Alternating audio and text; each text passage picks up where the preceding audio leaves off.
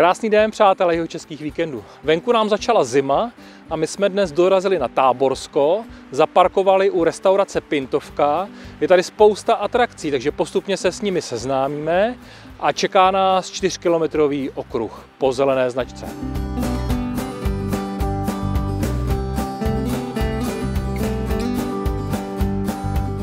Hned u parkoviště, kde jsme zaparkovali, je restaurace Pintovka a je tady krásné dětské hřiště, kde si děti mohou pohrát.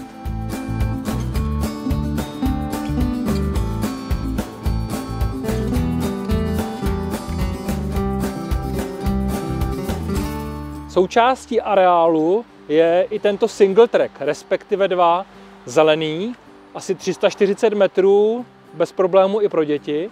A nebo tento modrý, který už je malinko náročnější a má necelý kilometr. Takže vyrazit můžete i na kole.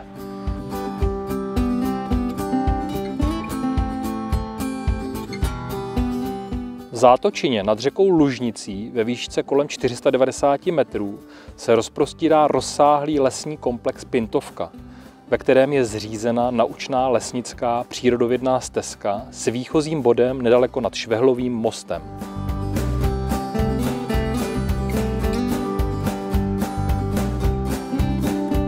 Tato naučná lesnicko-přírodovědná stezka má 30 takovýchto zastavení a naučných tabulí. Máte 3 možnosti. Nejkratší hodinovou, pak 2hodinovou, anebo 3hodinový okruh, který vede až k řece Lužnici.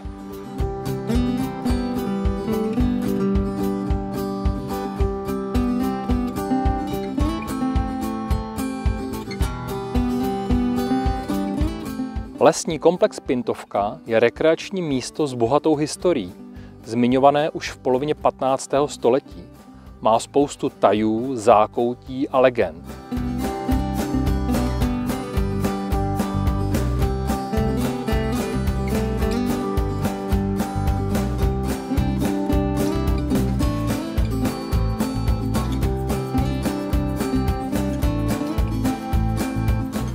Našli jsme tady venkovní fitko, který nepodléhá žádným přísným opatřením a kde můžete venku na čerstvém vzduchu cvičit celoročně.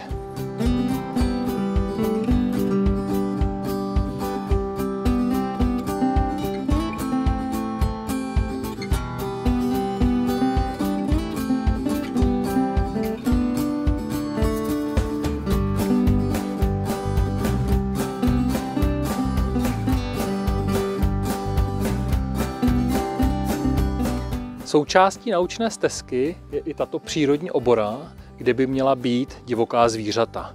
Jeleni, možná mufloni, ale počasí nám úplně nepřeje.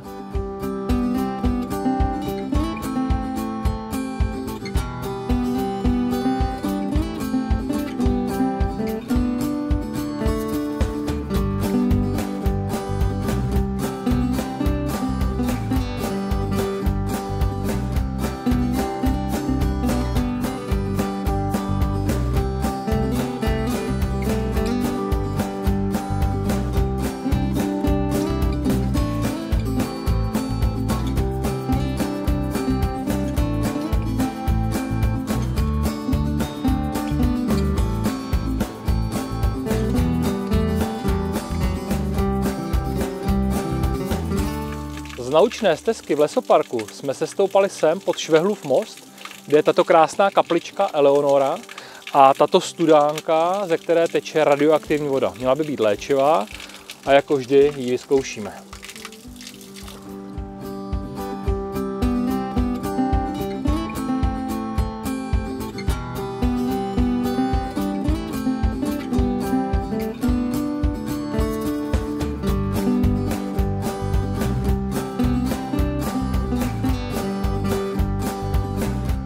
Další díl jihočeských víkendů je za námi. Tentokrát z Táborska, naučná stezka Pintovka, nenáročná trasa pro rodiny s dětmi.